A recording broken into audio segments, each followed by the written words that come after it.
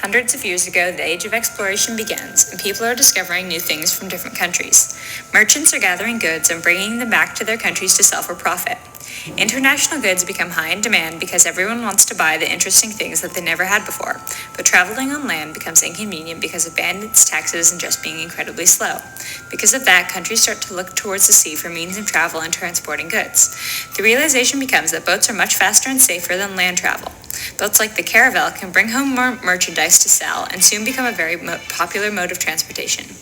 The Prince of Portugal at the time, Prince Henry the Navigator, had lots of money and sponsored people who were trying to advance exploration by sea.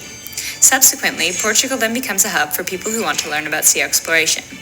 What happens next will change the whole view of the world. Christopher Columbus hits North America because he thinks that he was sailing all the way around to India. The previous ocean route to India had voyagers going all the way down and around Africa.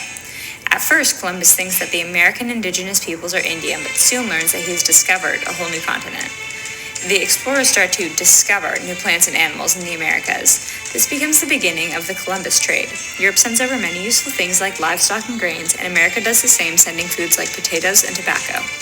Potatoes become a staple in the quintessential European diet because the growing conditions in most of Europe are good for vegetables. Explorers also brought over lots of viruses that wiped out most of the indigenous population.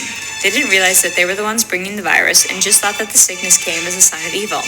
Lots of explorers also brought indigenous peoples back to their country to be displayed because they wanted to showcase what they found.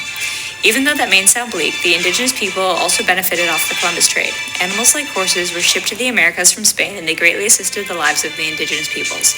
Horses allowed people to travel farther and faster on land than they could by foot. Horses were also able to carry things and assist in farming. After more exploring, countries started to send over people to claim land in the Americas and began colonization. There were many wars of countries fighting over land, and the indigenous peoples were not recognized as the original inhabitants.